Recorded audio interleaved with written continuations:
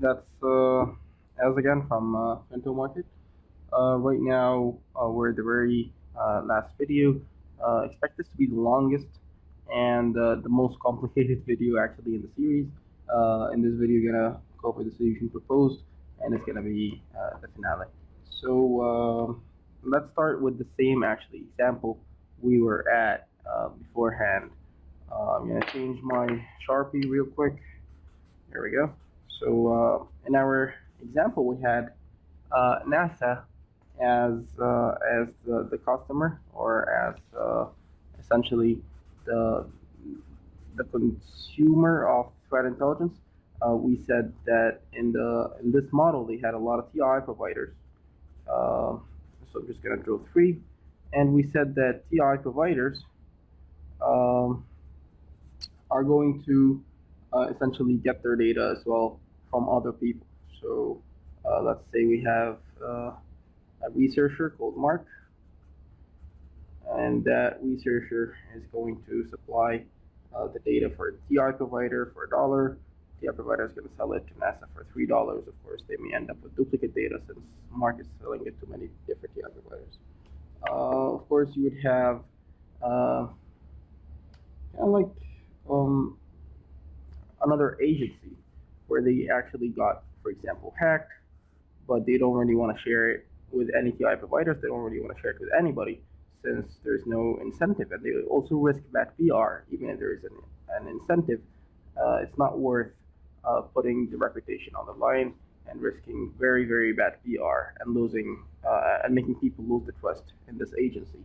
The same example may be applied to banks. So if a bank got hacked, they would never also share any details about the hack because they don't want anybody to know that they're getting hacked. Um, so what we're proposing is that we have a blockchain, and we call that the rental market blockchain or the threat intelligence market blockchain. And this blockchain is going to be the single supplier to NASA. So we already kind of like talked about that beforehand, but right now NASA would have one supplier. Of course, no sign-up processes because the central market blockchain is not a company; it's a blockchain. It's the community. You're not waiting for approvals from CXOs. You're not kind of like in a corporate fashion. It's more of like a blockchain and a community fashion where there's no sign-up process. There are no permissions. It's going to be your only supplier in this case, and of course, one format, no duplicate data. Bad data is labeled by the community because they can have feedback, and of course, network uptime is virtually 100%. It's going to be way more resilient to attacks than your regular TI provider, since you cannot really DDoS or try to kind of like mutate the data. It's immutable since a hacker can try to, for example, hack some of the nodes, but they cannot really hack the whole blockchain. It takes a lot more work to hack the whole blockchain than just hacking a couple nodes. And hacking a couple nodes is not going to change anything for NASA. So it's very hard to take the blockchain down. It's very, very hard to actually hack it and try to change the data. Lag time is almost zero since we talked about lag time as essentially it's one of the main points, for example, net neutrality and whatnot, where you would have your server in India and you would be in the US, and it's very, very kind of like slow to get the data from over there because the internet is just a bunch of wires. So you end up facing unfair time lags. Getting the data from a server far away from you. So in the blockchain, you may have some nodes in the same country you're at, and this of course makes it way better for you to use the data because then the lag time is virtually 0 nanoseconds. Again, network uptime is virtually 100%. One format, no duplicate data. That data is labeled, no sign-up processes, and it's only one supplier. So it's great for NASA to actually go with the blockchain. And if you're contributing, and the other hand, if you're contributing, I mean, why would you not go with a blockchain rather than a TI provider? At the end of the day, Mark is going to get uh, more uh, more bucks for his work, since right now nobody is kind of like upmarking and rebranding his work. he may be able to sell it directly to NASA and get his money right away. And that would make much more sense for Mark. Again, an agency would also prefer to go sell information about a recent attack they got, um, like they got, like they had to face, and essentially the agency is doing so because they're sure that they're anonymous on the blockchain. Once you give people anonymity, you actually unlock a huge potential. Real privacy and real anonymity is really really important for this blockchain. We had this in mind from the very first second, and this is what we think is going to really make a difference in the threat intelligence market, since now agencies and other kind of like banks, for example, may be able to communicate with each other anonymously without risking bad PR. I also missed kind of like companies, like security vendors, where they would have kind of like products and whatnot. They really need the branding. Branding is not really offered anywhere else but on the blockchain. I mean, every quarter, for example, we're gonna have like 2020 quarter four top threat intelligence providers for country U.S. Governmental sector, and the time frame is quarter four 2020. We're gonna have like the top TI providers there, and the company wants to be there, so they are going to invest more into their actual data, into their actual data research and security research, rather than investing more in their marketing. Because now, if the community actually adapts the blockchain, they're willing the company is willing to cut the marketing budget and actually spend more time researching and essentially going after 0 days. And this is what we really want. We want everybody to be able to kind of like start working on 0 days, start protecting the community, because it's in everybody's favor. If we can incentivize all three of those agencies, companies, and community and researchers, we got the right formula, and this is what we think we got to here. So at the end of the day, this is how this should work. Of course, when you're contributing, you're incentivized by comparing knowledge with other people, because you never know if what you have is right or not. You wanna send it and let people kind of like give you feedback on it. And this is the beauty of the blockchain, is that people can actually give you feedback on everything you submit, and we're getting to that in just a bit. But you can compare your knowledge with other people. You get money, you get branding, and you have the option to anonymously share stuff.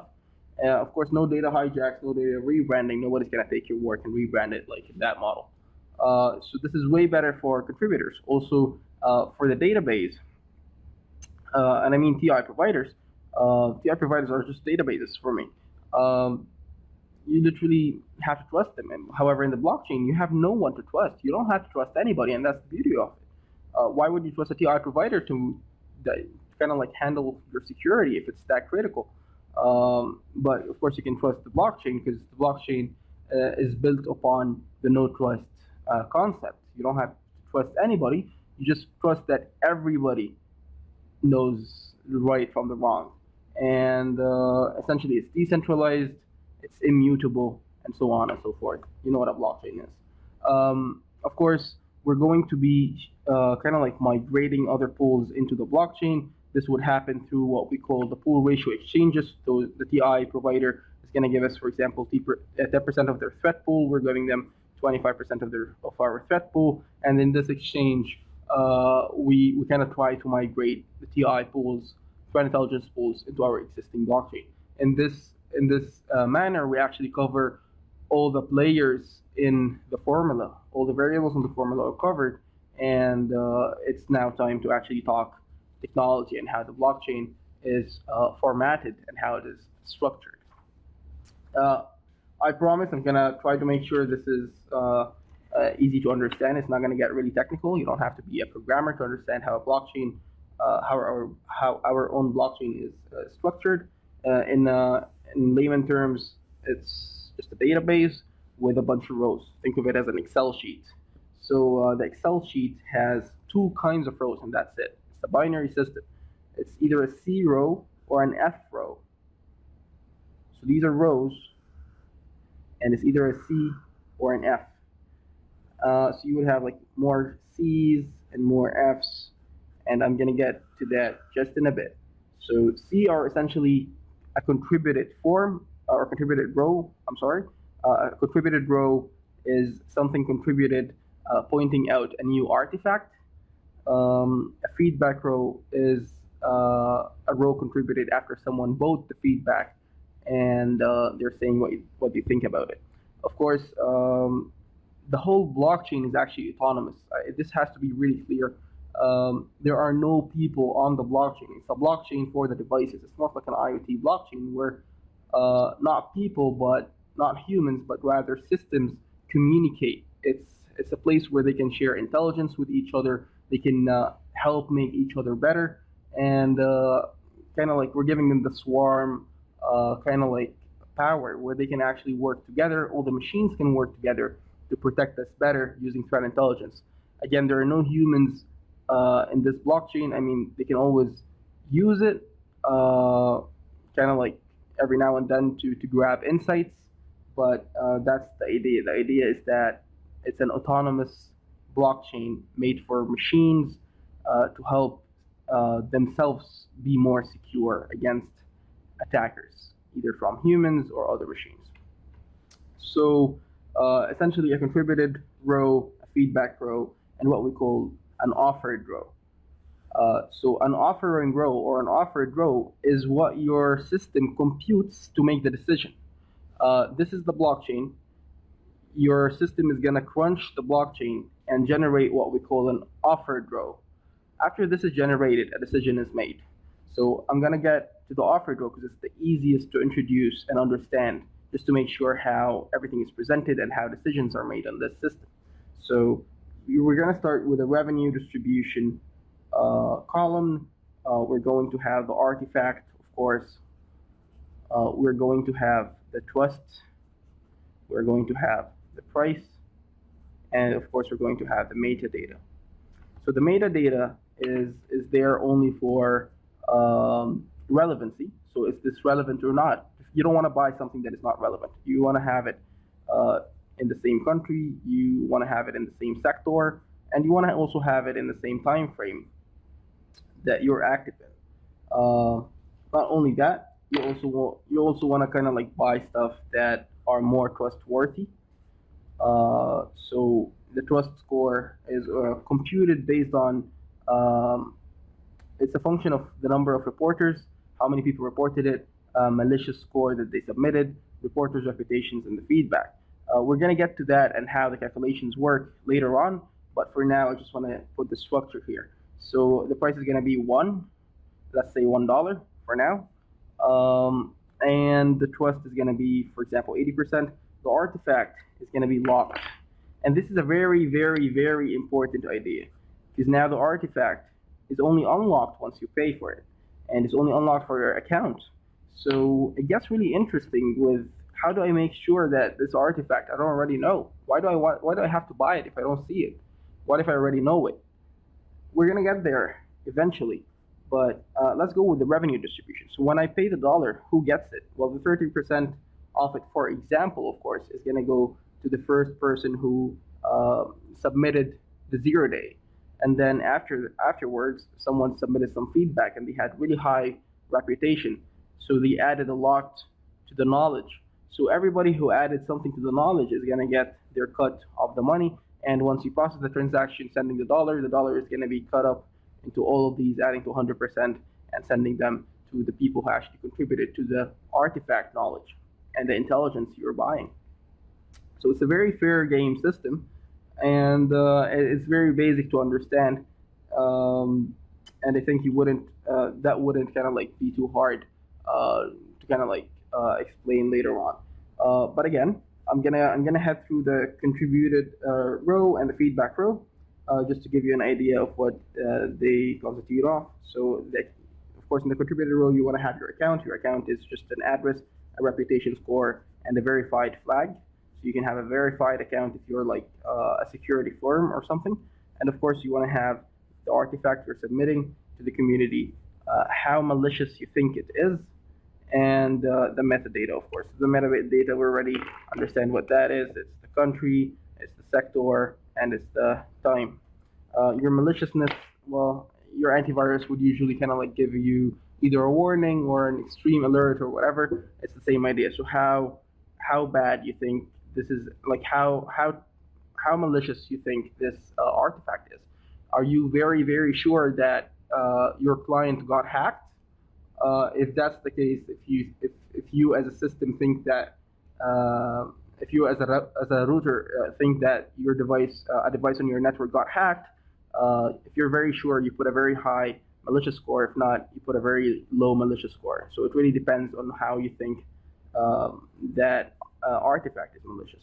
Of course, the artifact itself is always locked um, to the viewer, and essentially we're gonna get to that point sooner or later. It's gonna get really interesting. So the reputation again is just how trustworthy you are on the system. Are you reputable? Or do you always submit good stuff? Is that system not really good? So maybe we shouldn't really always believe it, and so on and so forth. So in a feedback row, again, you're either verified or not. You have a reputation. You have your address where you get your money. You're submitting an artifact. Again, the artifact is locked. You're submitting a feedback score. So usually a feedback would be 0% if you think you got scammed. So for example, if you bought something that was labeled like, I don't know, like malware, control and command center, whatnot, and it ended up being Google.com, you want to give them a feedback of 0%. Hence driving the price down, hence driving the trust score down, and driving the reputations of the submitters down, and other feedbackers who didn't agree with you.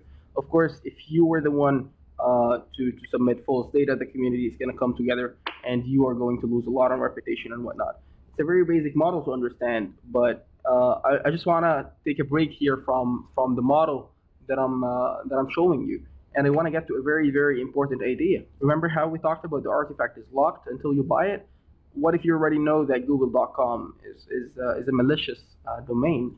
Well, it gets really interesting here because you have to essentially submit everything you know just to make sure you don't buy it. So you know what? Let's go with an example. So let's say this artifact is malicious.xyz. Well, if you already know malicious.xyz, you better submit it because this is how it works. If you know it and you submit it, we'll never show it to you again. So it's not something you want to buy again. So if this is contributed, the only way to do it is to contribute everything you know. If it's contributed, do not show. So you already know it. Else, you essentially you should essentially see it, and you should be able to buy it. And you would not know that you bought this domain until you actually paid for it. And that's the genius idea of the system, where you're essentially encouraging people to contribute. So they either make money or they lose money on buying something that they already knew. And the beauty of the system is that everybody would just always favor contributing. So they would essentially make more money. By incentivizing people to share more data, you're giving more data to essentially everybody on the blockchain, and you're enriching your threat intelligence as a community. And everybody at this point is making money. It's in everybody's favor. It's either through somebody buying TI for very cheap, or somebody selling TI that was just sitting in their lookup tables, and it was not generating money, and now it's generating money. So that's a very important idea. I just wanted to cover real quick. Going back to what we had here, I just want to say that this is not a dollar. We actually have our own SEC coin, security coin, and this was needed because you want to make sure that the demand and supply is always kind of like related. So you want to make sure that when everybody is very interested in threat intelligence, you want to make SEC coins very expensive, and this is what the community does. When everybody is very interested about threat intelligence, the SEC coin is going to be very expensive. So the people who are generating threat intelligence are going to reap more of the profit, hence making threat intelligence sharing very profitable at this time, hence kind of like supplying more threat intelligence as more people are going to get into threat intelligence sharing, and hence we're going to meet the demand. If this is dollar, for example, maybe the demand is really, really high, but then there's no kind of like enough money or enough incentive to actually incentivize more people to supply threat intelligence. And valuable threat intelligence is what we're talking about here. So this is pretty much the idea. I also want to cover how accounts work or how they look like. It's very basic how accounts would look like. You would have an address, as we said. You would have a name. You would have a verified flag, and you have your own reputation. So I'm going to go with a bunch of examples. Let's say you have an anonymous account. This anonymous account has the address 1. It has the name nothing. It's not verified, and its reputation is like 70%, for example. And then, for example, a bank would be able to use that anonymous account to report the hacker that hacked them without really losing any PR in the process. Let's say a company like a security firm wants to also have an account. They would probably register their name and a verified flag. And their reputation, they usually want to keep a really good reputation so they can end up as a top threat intelligence provider in a certain country and a certain kind of like sector. And they want to get that since it's branding. It also doesn't really cost them that much to invest in research rather than investing in marketing. And this is where we incentivize enterprises to actually start competing with each other. And competition is always better for consumers, always better for the community, where they can actually now cut marketing budgets and depend on the community in the blockchain to be their marketing audience. And now we're actually exposing these companies to their audiences right away, and their audiences can just judge them by the quality of their threat intelligence. And this is what we really want to see, because I believe it's going to be really good for everybody at this point, where enterprises can just focus more on research, quality research, rather than marketing. So in the last account type, it would be, for example, a researcher, where they're not really verified, but they have a name set. They're trying to create a reputation for their own sake as a researcher, and reputation is also a variable, of course, based on what they're doing. So these are essentially the account formats. I just wanted to say that a bunch of calculations are happening in the system. I just wanted to cover the concepts back again. You may want to upload your data to make sure you're not buying it, and this is really important. So you either lose money or you make money. Everybody would just make money. Of course, you don't see the artifact until you pay for it, and this is also a really important part of the system. Threat intelligence market is the exchange. SEC is our coin, and they both use the blockchain technology actually differently. You got to make sure also that people upload metadata and artifact. However, we are the system, not we as a company, but we as a community assign the trust and the price based on what's going on in the blockchain. And the system, before it actually makes the decision to buy or not, it will get the trust and the price based on what is going on in the blockchain. So blockchain was selected as the technology to go for this because it gives anonymity, decentralization, pretty much DDoS protection, and incentiveness, and also immutability was really, really important for us. At this point, any security device can make you money, and you can get that spent on keeping it updated automatically, or you can literally just cash it out. I just wanted to cover also the calculations. I said that trust score is calculated by the system. It's based on the number of reporters, the malicious score submitted by the reporters, how sure they were that this is malicious, the reporters' reputations, how reputable they are, should I believe them or not, are they trustworthy, and the feedback they got. So if the feedback is really good, reputation is really good, malicious is really good, the trust score is going to be really, really high, and of course the price is a function of the trust score and the metadata and the exchange rate against USD. As I said, the SEC coin is gonna be the coin for the market. However, a function of the price calculation is gonna be the exchange rate against USD. Again, to kind of like control the financial model and make sure there is huge incentive when there's huge demand. Revenue distribution is going to, of course, be the number of reporters, submissions, timestamps.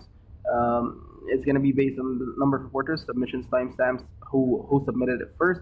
They usually reap the best profit margin.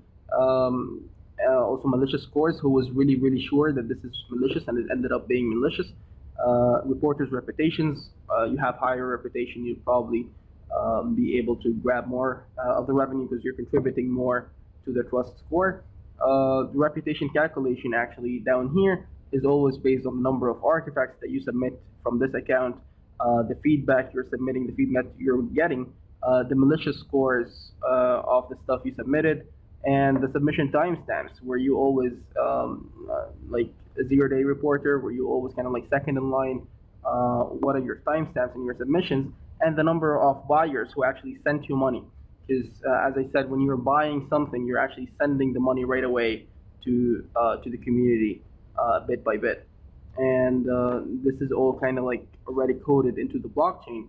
And in a matter of fact, all of these transactions and all of these calculations are really, really fast. They're not that kind of like resource consuming. And in a matter of fact, right now we have huge CPUs that can do that kind of stuff in nanoseconds in our very, very cheap routers, in our very, very cheap low-end devices. And this is why this blockchain was built for machines, because machines can do this way more effectively and way better than humans. Humans can always, however, sign up for accounts and get on the blockchain, try to analyze the data, and track certain hackers, track certain hacker groups, and get insight. But we envision this as a blockchain of machines talking to each other and taking care of their security on their own, helping each other get more intelligent, and sharing tactics, sharing hackers' information, sharing more data about hackers and attackers, either humans or other machines.